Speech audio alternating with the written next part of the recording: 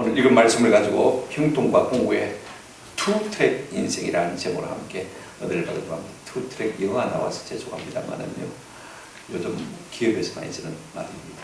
투트랙, 정년이냐 비정년이냐 이런 용어를 가지고 투트랙이라는 말을 쓰는데, 오늘 여기서는 그냥 형통과 공고의 인생이라 이렇게 이해를 하셔도 좋겠습니다. 우리의 삶 속에 형통만 있으면 얼마나 좋겠습니까? 우리가 살면서 평탄한 길만 만난다면 참 얼마나 좋겠습니까? 모든 일이 내 뜻대로 순정하게만 되어진다면 얼마나 좋겠습니까? 내 가는 길에 햇빛만 비친다면 얼마나 좋겠습니까?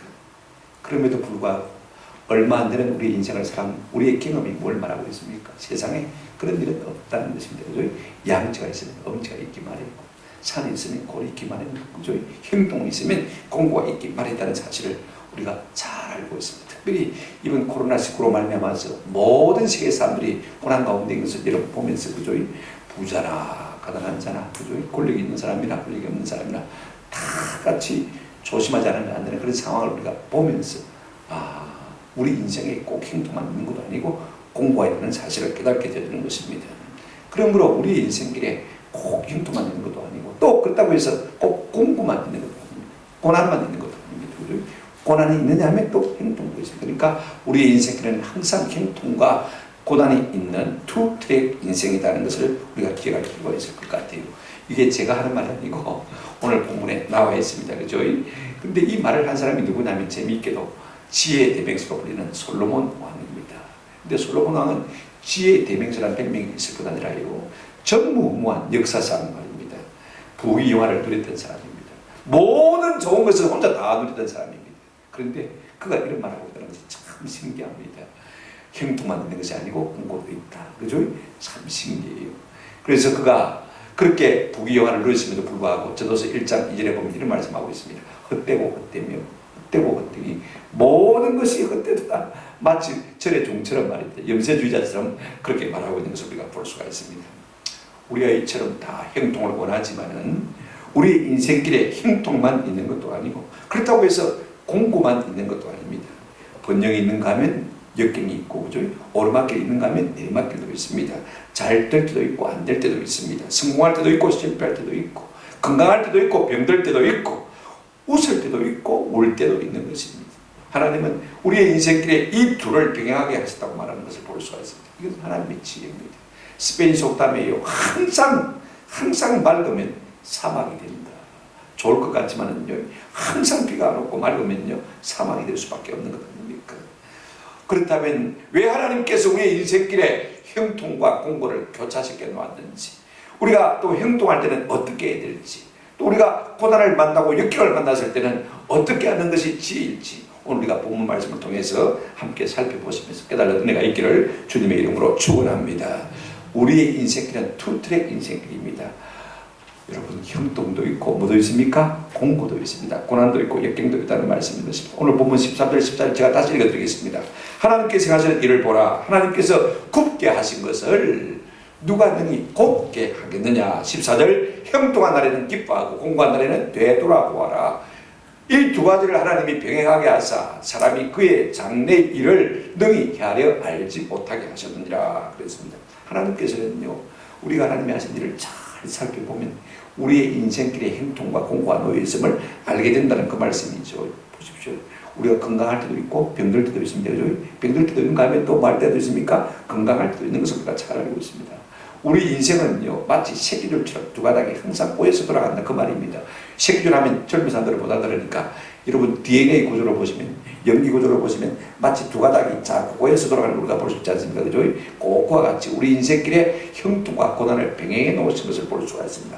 그렇다면 무엇 때문에 하나님께서 형통과 공고를 왜 말입니다. 그죠? 병행해 놓으셨을까? 그 이유를 우리가 한번 생각해 봤으면 참 좋겠다. 첫째 이유가 이런 것입니다. 여러분, 하나님께서 우리의 인생길에 형통과 공고를 두신 것은요, 우리 인생으로 하여금 한번 따라합시다. 교만하지 않도록 하시기 위함입니다. 14절 이렇게 말씀하고 있습니다. 형통한 날에는 기뻐하고 공고한 날에는 뭐라고 했습니까? 되돌아보아라. 이 두 가지를 하나님이 병행하게 하사 사람이 그의 장래 일을 헤아려 알지 못하게 하셨느니라. 여러분, 우리 인생 앞에 무슨 일이 놓여 있을지 하나님은 알지 못하게 하시다고 말씀하셨습니다. 내일은 난 몰라요. 여러분, 모르는 것이 정상입니다. 우리가 장래일을 알 수 있다면요, 유락천금 돈도 벌 수가 있지만은요, 장래일을 미리 안다면 미리 정신병자가 될 가능성도 참 많습니다. 그죠? 그래서 우리가 장래일을 안다고 꼭 좋은 것은 아닙니다. 어떤 것은요, 모르는 것이 좋습니다. 한 가지만 잘 알면 돼요. 아무 사람이 다 죽으면 천당 갑니다. 이거 하나만 잘 알고 있으면요, 우리가 될 것 같아요. 왜 하나님께서 내일을 모르게 하셨느냐? 내일 성공할지, 내일 실패할지 왜 우리 인생을 모르게 하셨느냐? 인생으로 하여금 교만하지 않도록 하시고요, 장래일을 모르게 하심으로 말미암아 하나님 앞에 늘 겸손하도록 하기 위해서. 그래서 우리 예수 믿는 사람은요, 항상 이런 자세를 취합니다. 내 주여 뜻대로 행하시옵소서. 내 모든 일들을 다 주께 맡기고 저 천성 향하여 고요히 가리니 살든지 죽든지 뜻대로 하소서. 이것만 알면 됩니다. 한번 따라합시다. 살든지 죽든지 죽든지 뜻대로 하소서. 이것이 우리의 고백이 되시기를 주의 이름으로 축원합니다. 내가 잘 될 것인가 못 될 것인가 너무 염려하지 마시고, 너무 근심하지 마시고, 어떻게 하면 잘 될까, 이것도 걱정할 필요 없습니다. 하나님께서 우리 인생길을 모르게 하셨다고 했으니까. 왜? 교만하지 않도록 하기 위해서. 또 하나 이유가 있습니다. 뭐냐면요, 하나님이 우리 인생길에 행동과 공고를 두신 것은 우리 인생으로 하여금 우리 인생의 주인이 내가 아니라 하나님이 주인인 것을 알게 하신 것입니다. 이게 참 중요해요. 13절 한번 보시기 바랍니다. 하나님께서 그의 하시는 일을 보라. 하나님께서 굽게 하신 것을 누가 능히 곱게 하겠느냐. 하나님이 딱 바르게 해놓은 것을 갖다가 구부릴 사람도 없고요, 하나님이 구부려 놓은 것을 갖다가 딱 바르게 할 사람도 없습니다. 하나님이 우리 인생을 주관하시는 거예요. 아멘. 하나님이 하시는 일에 우리가 순응하면 됩니다. 욥기 9장 12절에 보면 하나님이 빼앗으시면 누가 막을 수 있으며 무엇을 하시나이까 누가 물을 수 있으랴, 그렇게 말했습니다. 여러분, 사람이 마음으로 자기 일을 계획해도요, 그 걸음을 인도하시는 분이 누구십니까? 하나님. 잠언 16장 9절에 그렇게 말씀하고 있는 것을 볼 수가 있습니다. 그러니까 우리가 하나님 하시는 일에요, 순응할 필요가 있을 것 같아요. 유명한 신학자 가운데 한 사람이 라이놀드 니브라는 사람이요, 평온의 기도라는 기도에서 이런 기도를 했습니다. 제가 읽어드릴게요. 주여, 우리가 바꿀 수 없는 것은 평온하게 받아들이는 지혜를 허락하시고, 우리가 바꿀 수 있는 것은 바꿀 수 있도록 용기를 주시고, 그리고 이 둘을 분별할 줄 아는 지혜를 허락하소서라고 기도했습니다. 우리 인생길에는요, 우리가 바꿀 수 없는 것도 있습니다. 그죠? 여러분, 내가 키를 더 하고 싶다고 해서 키가 더 자랍니까? 이미 안 되는 거 아닙니까? 그죠? 그 다음에 얼굴 상판이 내가 좀 안 됐다고 해서요, 물론 성형수술하면 좀 낫게 할 수 있겠습니다만 원판을 바꿀 수 없습니다. 그죠? 그냥 하나님 앞에 수용하고 사는 것이 무엇입니까? 지혜입니다. 그러나 우리가 바꿔야 할 것, 내 성격이 하나님 앞에 못됐다, 내 죄성이 있다, 그런 것들은요, 하나님 바꿀 수 있는 용기를 달라고 그렇게 기도하고 있는 것을 볼 수가 있습니다. 그런가 하면 이 둘을 분별할 수 있는 지혜를 주십시오. 내가 바꿀 수 없는 것이 뭔지, 내가 바꿀 수 있는 것이 무엇인지를 잘 분별해야 됩니다. 내 인생에서요, 내가 할 수 있는 것, 할 수 없는 것, 우리가 잘 분별하는 것이 지혜 아닙니까? 우리 인생은요, 한치 앞을 알 수 없는 존재입니다. 그죠? 그렇습니다. 그렇다면 우리가 겸손할 필요가 있습니다. 그리고 하나님이 하시는 일에 우리가 딴 쪽으로 그래서는 안 되는 것입니다. 잠언 3장 5절에 보면 우리가 해야 될 일이 무엇입니까? 너는 마음을 다하여 여호와를 신뢰하고 내 명철을 하지 말라, 의지하지 말라. 네 자신을 신뢰하지 말고 하나님을 따르라. 하나님을 의지하고 하나님 인생의 주권자이심을 깨닫게 하도록 하시기 위해서 우리의 인생길에 형통과 공고를 병행해 놓으셨다고 말씀하고 있는 것을 볼 수가 있습니다. 저는 여러분들이 우리의 인생길에 하나님이 하시는 모든 일을 앞에 두고요, 교만하지 않는 은혜가 있기를 주의 이름으로 축원하고, 우리의 인생을 날마다 주님께 맡기면서 살 수 있는 은혜가 있기를 주님의 이름으로 축원합니다. 두 번째로, 우리가 그러면 형통한 날에는 어떻게 할 것이냐. 14절을 보시면 앞부분에 이렇게 말하고 있습니다. 한번 따라합시다. 행동한 날에는 기뻐하고 형통도 하나님 주셨습니다. 아멘. 우리의 삶의 평안도 하나님 주신 줄 믿습니다. 우리가 생각할 때 주신 복을 누가 주셨습니까? 하나님 주신 것입니다. 그러므로 하나님 우리에게 복 주실 때 기뻐하는 것이 마땅한 것입니다. 데살로니가서 5장 16절부터 18절에 보시면 항상 기뻐하시지 말고 기도하라, 범사에 감사하라, 이것이 너희를 향하신 하나님의 뭐라고 했습니까? 뜻이다. 하나님의 뜻이다. 우리가 항상 기뻐하는 것 하나님의 뜻인 줄로 믿습니다. 그러므로 여러분, 우리가 형통할 때, 우리가 잘 될 때, 우리가 성공할 때 한번 따라합시다. 기뻐하고 찬송합시다. 오늘 보니까 형통한 날에는 뭐하고요? 기뻐하라. 이 기뻐하다는 말이 토부하라고 합니다. 토부란 말이 어디서 나오냐면요, 창세기 1장에 보면 하나님께서 여째 동안 천지 만물을 창조하실 때 하루하루 모든 만물을 창조하실 때마다 성경에 뭐라고 말하냐면, 한번 따라합시다. 하나님 보시기에 좋았더라. 하나님 보시기에 좋았더라. 좋았다는 말이 기뻐하는 것입니다. 하나님이 만들어 놓고요, 보니까요, 너무 좋은 거, 너무 기쁜 거. 하나님이 오늘 우리에게 복을 주실 때, 여러분 하루를 마치고 날 때마다 하나님 오늘 또 참 좋은 하루였습니다. 하나님 감사합니다. 하나님 땡큐. 하나님 최고. 그죠? 이렇게 하나님께서 우리에게 분복을 주셨을 때는요, 하나님을 기뻐하며 사는 것이 마땅할 줄로 믿습니다.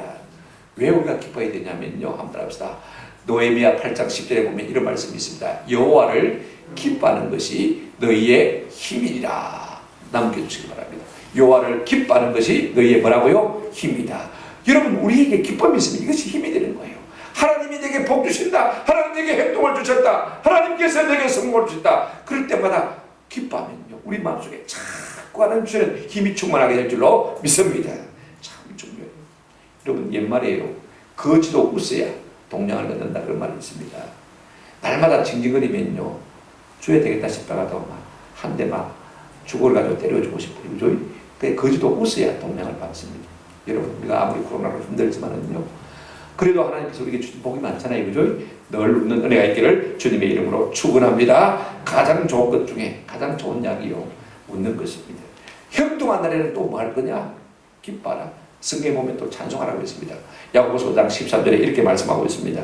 너희 중에 즐거워하는 자가 있느냐? 그를 말지니라 찬송할지니라. 할렐루야.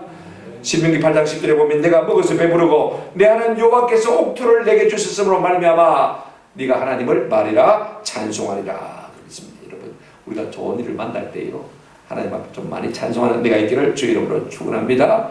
우리가 무슨 일을 만나든지 특별히 좋은 일을 만날 때요, 우리가 하나님을 기뻐하는 것이 마땅한 성도의 마땅한 말입니다. 하박국 3장 18절에 보면 나는 여호와로 말미암아 즐거워하며 나는 구원의 하나님으로 말미암아 기뻐하리로다. 할렐루야. 하나님께서 우리에게 행동한 날을 주실 때는 이렇게 기뻐하고 즐거워할 수 있는 은혜와 지혜가 우리 가운데 있기를 주님의 이름으로 축원합니다. 근데 제가 관심을 가지고 세 번째로 말씀을 드리려는 것은 이 부분입니다. 자, 이런 것을 공고한 날에는, 고난의 때에는, 역경의 때에는, 실패할 때는, 어둠의 날에는 우리가 어떻게 할 것이냐, 그죠? 이게 문제입니다. 자, 우리 14절 말씀 다시 보시면 이렇게 말씀하고 있습니다. 중반에 보시면 형통한 날에는 기뻐하고, 그 다음에 뭐라고 했습니까? 공고한 날에는, 한번 따라합시다. 되돌아보아라. 공고한 날에는 되돌아보아라 그랬습니다. 옛날 성경에는 번역에는 한번 따라합시다. 깊이 생각하라. 옛날 번역이 좀 낫습니다. 되돌아보는 것보다도 깊이 생각하는 것이 참 필요합니다. 여러분, 제가 말씀드렸습니다. 우리 인생이요, 형통만 있으면요, 늘 잘 되면요, 우리 인생은 짐승밖에 안 됩니다. 왜냐하면 잘 되는 사람 치고 잘 풀리는 사람 치고 깊이 생각하면서 사는 사람이 없습니다. 다 잘 되니까 행동하니까 말입니다. 생각 없이 본성에 걸립니다.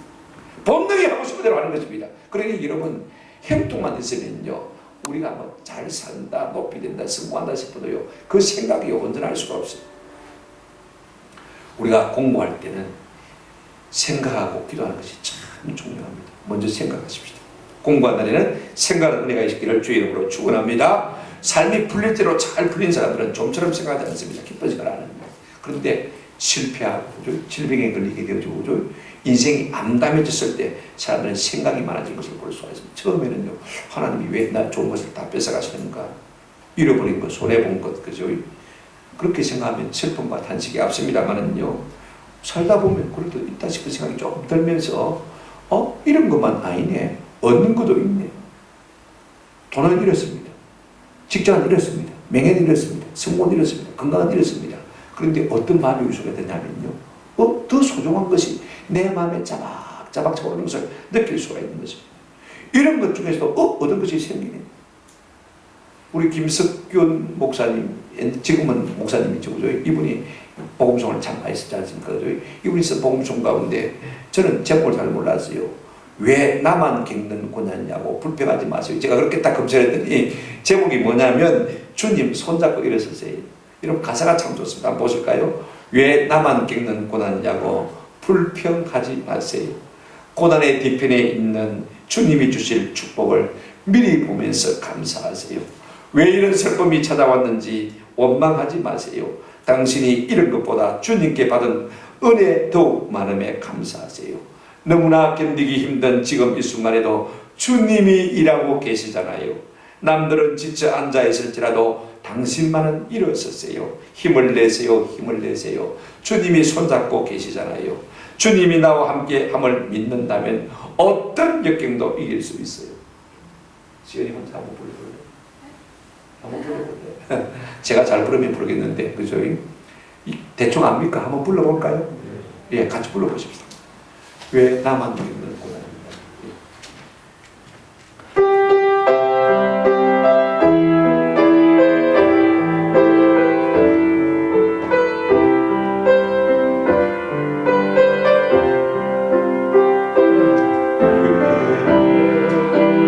나만 겪는 고난이냐고 불평하지 마세요.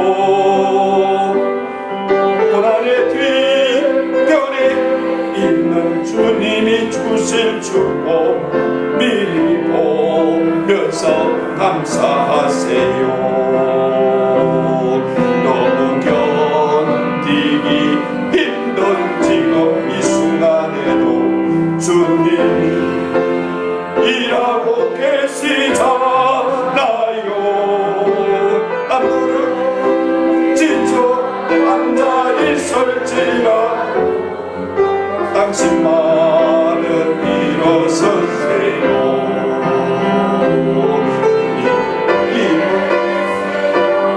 힘을 주님이 손잡고 계시잖아요.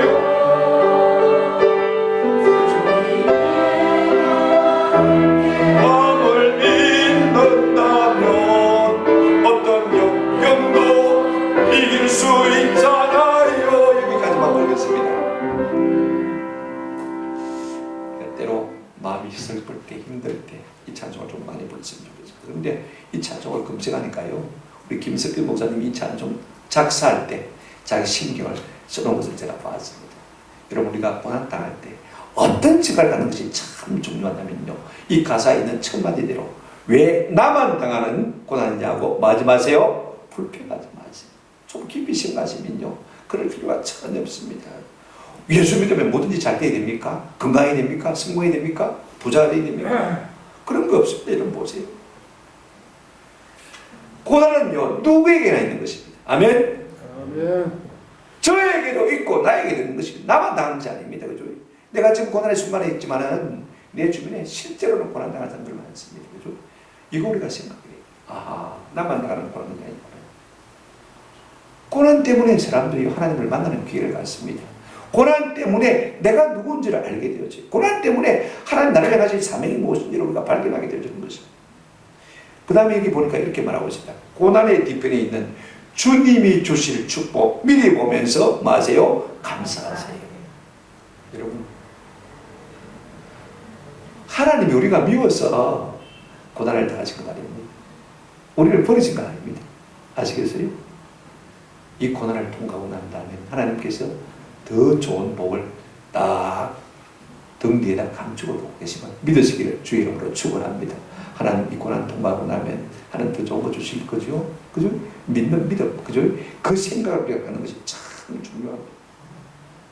하나님의 사람은요, 고통을 당하면서도 고난 가운데 있으면서도 하나님 등 뒤에 감추고 계시는 축복을 믿고 바라보는 사람인 줄로 믿습니다. 시인 테니스는 이런 말을 했습니다. 고난이 클수록 내 가슴은 뛰노라. 고난이 클수록 하나님께서 내게 어떤 복을 주실지 내가 기대가 되어서 마음 설렌다, 그 말인 것입니다. 오늘 이와 같은 생각들이 우리 가운데 있기를 축원합니다. 그 다음에 가사에 보십시오. 왜 이런 슬픔이 찾아왔는지 마지 마세요. 원망하지 마세요. 고난은요, 하나님이 내게 등을 돌렸다는 표시가 아닙니다. 아시겠어요? 어쩌면요 하나님 나를 더 사랑한다는 표시입니다. 이거 아셔야 돼요. 그러므로 우리가 고난당할 때 원망하지 마십시오. 오히려 찬송하세요. 욥이요 한꺼번에 재산 다 잃고 한꺼번에 자식 다 잃지 않습니까? 그와 같은 비극을 당하고서도 어떻게 했습니까? 주신 자도 여호와시 취하신 자도 여호와시니 내가 내 입술로 주를 원망치 않고 주를 말이라 찬송하리라 그랬습니다. 여러분 우리가 슬픔 중에서도 찬송할 때 천국은요 비상이다. 우리가 고난 가운데서 하나님을 찬송할 때 하늘나라에서는 폭죽이 터질 줄로 믿습니다. 하나님께는 폭죽을 빵빵 터뜨리면서 그래 됐다 성공했구나 네가 승리했구나 우리에게 복 주실 줄로 믿습니다. 여러분 그 다음 가사를 보시면요 이렇게 말하고 있습니다. 너무 견디기 우리가 잃은 것보다 주님 당신이 잃은 것보다 주님께 받은 은혜 더욱 많음에 마세요 감사하세요. 물론 돈은 잃었습니다. 성공은 잃었습니다. 명예는 잃었습니다. 건강은 잃었습니다만은요. 그런데 그것 때문에 우리에게 주는 위로, 그것 때문에 하나님 만나주시는 은혜, 여러분 이거 훨씬 더 큽니다. 할렐루야. 사람이 고난이 아니면 질병이 아니면 만날 수 없는 하나님입니다. 진짜 고난할 때 우리가 하나님을 만나기가 쉬운 것이. 또 그 다음에 이렇게 말하고 있습니다. 너무 견디기 힘든 지금 이 순간에서도 주님은 뭐하고 계시잖아요? 일하고 계시잖아요. 할렐루야. 주님은요 손 놓고 노는 게 아닙니다. 우리가 고통 가운데 있을 때 나를 위해서 놀라운 일을 계획하고 계신 줄로 믿습니다. 어떻게 저를 복줄까? 어떻게 저를 존귀하게 세울까? 어떻게 좀 더 영화롭게 만들까? 어떻게 나를 닮은 사람을 나를 닮은 성품으로 만들어갈까? 하나님은 계속해서 고난을 통해서 우리 가운데 일하고 계신 줄로 믿습니다. 그러므로 여러분 6번째 보시면요 남들은 지쳐 앉아 있을지라도 당신만은 마세요 일어서세요. 하나님이 없는 사람은 낙심하고 막 그냥 자빠지는 겁니다. 그러나 하나님을 믿는 사람들은요 일어서세요. 당신만은 일어서세요. 시편 50편 15절에 보면 이런 말씀이 있습니다. 환난 날에 나를 부르라. 내가 너를 건지리니 네가 나를 영화롭게 하리로다. 할렐루야. 여러분 환난을 주신 하나님께서 기도의 특권도 우리에게 주신 줄로 믿습니다. 환난 날에 네가 나를 말아 부르라. 그러면 내가 너를 막겠다 건지겠고 그러면 네가 나를 막으리다 영화롭게 할 것이다. 믿는 사람은 엎어져도 되네. 세상을 보고요 하나님 살아계심을 믿고 영광을 돌리는 것입니다. 이런 기적이 우리의 삶 가운데 일어나기를 주의 이름으로 축원합니다. 우리가 슬픈 일을 당할 때 힘든 일을 만날 때 분노하지 마십니다. 분노해봐야 하나님을 그것은 대적하는 것이 되지만 수용하십시오. 참 중요합니다. 그 다음에 가사에 보시면 이런 가사가 있습니다. 힘을 내세요. 힘을 내세요. 주님이 마음에 계시잖아요. 손잡고 계시잖아요. 어릴 때 우리 아버지하고 방길을 걸으면요 우리 아버지가 제 손을 꼭 쥐어. 여러분 시골에 이런 방길 한번 상상해 보세요. 그 산길을 오솔길을요 달빛도 희미한데 몇 시간씩 걸어 다니려면 쉽지가 않습니다. 그런데 우리 아버지가 제 손을 꽉 쥐어. 나중에 집에 도착하면요 손이 아파요. 그래도 여러분 그게 쉽지가 않습니다. 아빠 손 좀 살살 잡아요. 그렇게 말합니까? 아닙니다. 내가 무서울 줄 아니까 아버지가 입으로 더 힘차게 잡는 거. 괜찮다. 내가 옆에 아닙니다. 꽉 잡고 하시는 거죠. 아프지만은요 그게 위로가 되고 힘이 되고 그게 사랑인 줄 알고 있습니다. 아멘. 우리가 아플 때 하나님은요 손잡고 가시는 하나님이신 줄로 믿습니다. 힘을 내시기를 주의 이름으로 축원합니다.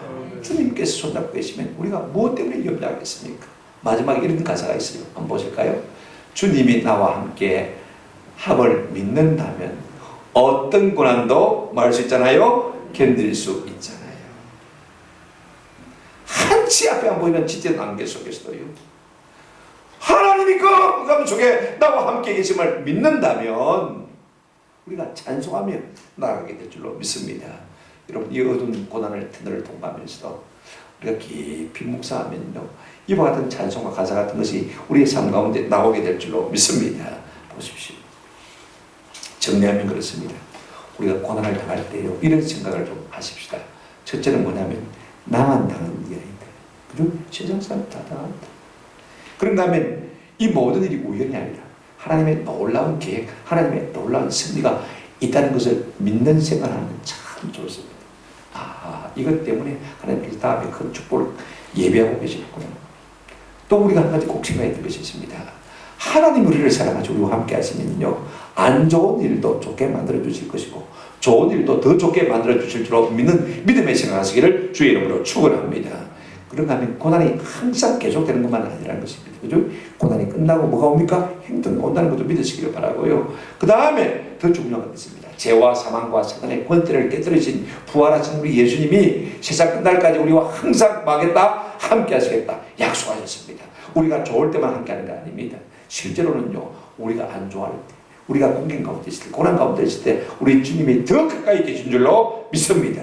이 생활을 우리가 하게 되어지면요, 우리가 얼마든지 고난을 승리할 수가 있는 것입니다.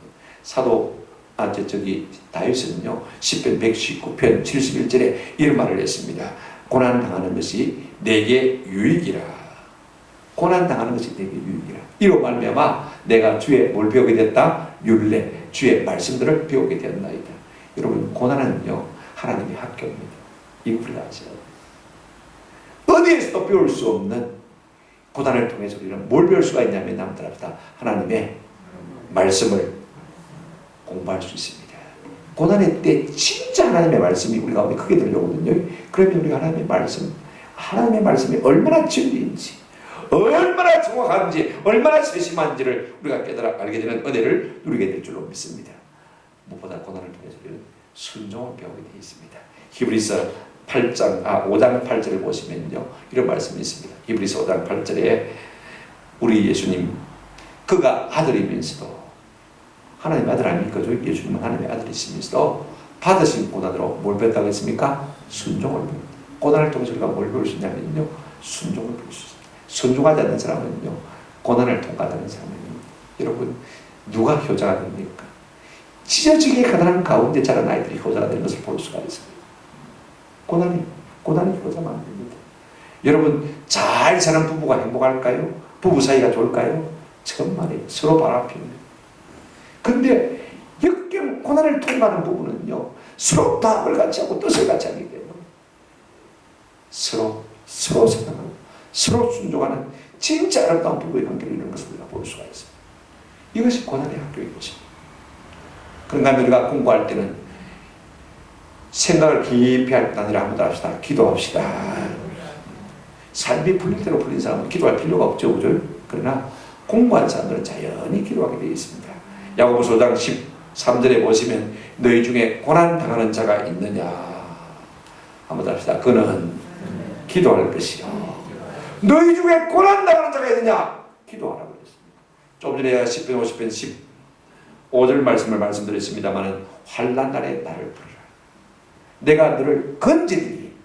환난을 주실 뿐 아니라 뭐도 주셨습니까? 우리의 기도의 특권도 주셨습니다. 그거 한번 사용해봐라. 그러면 내가 너를 건져주겠다. 그러면 네가 나를 영화롭게 할 것이다. 형통할 때 영화롭게 하는 것보다도요, 고난할 때 우리가 하나님을 더 영화롭게 할 수 있는 은혜가 있는 줄로 믿습니다. 그러므로 우리가 고난 당할 때 뭐 해야 됩니까? 기도해야 됩니다. 생각도 깊이 어려운 일 당할 때 나의 믿음 저으나 의지하는 내 주를 더욱 의지합니다. 우리가 어릴 때는 찬송 참 많이 부르면서 눈물도 많이 흘렸어요. 오늘날은 뭐 고난이 돼봐야 조금 살자고 못 사는 차이지 별로 사람들이 막 고난이 없는 것 같아요. 근데 그때는 다 고난이 많았어요. 그죠? 그러니까 이 찬송 부르면서 얼마나 많이 좋아졌는지 말씀을 맺습니다. 여러분, 인생길에요, 햇빛만 있으면 사막이 될 수밖에 없습니다. 형통만 있으면요, 우리 인생이 짐승처럼 될 수밖에 없습니다. 그래서 우리 하나님께서는 우리 인생을 형통과 공고를 새끼줄처럼 딱 놓았습니다. 우리를 유익하게 하시는 하나님이신 줄로 믿습니다. 로마서 8장 28절 우리가 잘 알죠? 우리가 알거니와 하나님을 사랑하는 자 곧 그 뜻대로 부르심을 입은 자들에게는 모든 것이 합력하여 뭘 이룬다고요? 선을 이룬다. 안 좋은 것도 잘 되게 해주실 것이고 좋은 것도 더 잘 되게 해줄 것이다. 그 말씀인 것입니다. 중국 속담에 세옹지마라는 말이 있습니다. 고사예요. 이런 이야기가 연결이 되어 있습니다. 중국의 세옹이라는 어느 영감님이 집에 맹마가 있었습니다. 뭐 갑오죠, 그죠? 아주 좋은 말이 있었단 말입니다. 그런데 어느 날 이 말이 그냥 집을 나가버렸는데 오락계 땅으로 건너가 버렸죠. 적진으로 가버렸단 말입니다.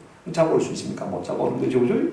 그래 동네 사람들이 숙덕숙덕 수근수근합니다. 저 집에 맹마가 나갔으니까 이제는 저 집 구석이 안 될 기대, 내려 안 될 기다. 그래도 진작 이 세운 노인은 말이 없습니다. 갖다 붙다 말이 없어요. 근데 한 1년 지나고 나니까 이 나갔던 말이 다시 돌아오는데 지 혼자만 온 게 아니고 암말 한 마리 데리고 그 다음에 새끼까지 한 마리 내가지고 왔어요. 더 불화가 왔어요. 그러니까 동네 사람들이 또 숙덕거립니다. 엎어져도 되는 집안은 되네. 그죠? 좋은 말이긴 합니다만은요. 그래도 이 주인은 또 말이 없습니다. 그러다가 어느 날 이 주인 집에 하나밖에 없는 외아들이요. 이 맹마를 타다가 말에서 떨어지가 다리가 부러졌습니다. 사람들이 또 숙덕숙덕합니다. 뭐라고 합니까? 이제 저 집안에 하나밖에 없는 독자 외아들이 다리가 부러졌으니 저 집안이 기울기 시작할 기다. 안 될 기대. 사람들이 이렇게 숙덕돼도요. 진작 이 세옥 노인은 말이 없습니다. 그런데 얼마 있다가 그 나라에 전쟁이 났습니다. 그래서 그 마을에 모든 젊은이들이 다 징병이 됐어요. 전쟁에 끝났습니다. 전쟁이 얼마나 극심했던지 한 사람도 살아 돌아올 사람이 없습니다. 다 전사했습니다. 그런데 이 집 아들은 낙막해가지고 다리가 저니까 전쟁에 안 나가고요. 죽지도 않고 살아있는 것입니다. 그러니까 동네 사람들이 또 숙덕거립니다. 저 죽은 엎어져도 된대. 엎어져도 된대. 그래도 주인은 말이 없습니다. 계속해서 지금까지 말이 없어요. 왜 제가 이야기를 하냐면요. 우리가 잘 된다고 우쭐댈 필요가 없습니다. 그죠? 교만할 필요가 없고. 안 된다고 코가 죽이가지고 낙심해서 이렇게 다닐 필요도 없습니다. 하나님께서 우리의 삶 가운데 형통과 공고를 병행하게 하신 것은요. 하나님의 지혜입니다. 우리 인생들은 형통할 때도 교만하지 말래 하는 경고가 되어지고 우리가 공고를 당할 때에도 낙심하지 말라는 위로가 되는 말씀인 줄로 믿습니다. 그러므로 우리가 살면서 잘 된다고 해서 낙관할 이유도 없고 그죠? 그 다음에 못 된다고 해서 피가 날 이유도 전혀 없습니다. 건물입니다. 형통한 날에는 기뻐하고 찬송하고 그죠? 그 다음에 공부할 때 고난할 때에는 우리가 생각하고 마고요 기도하고 그런 가운데 하나님께서 은혜를 주셔서 이 모든 것을 안전하게 잘 지날 수 있는 복을 주신다 그 말씀인 것입니다. 그러므로 우리의 인생길에 형통이 오든지 공고가 오든지 그죠? 항상 기뻐하고 또 우리가 생각하고 기도하면서 묵묵히 인생길을 승리하시는 저와 여러분 되시기를 주님의 이름으로 축원합니다. 아멘.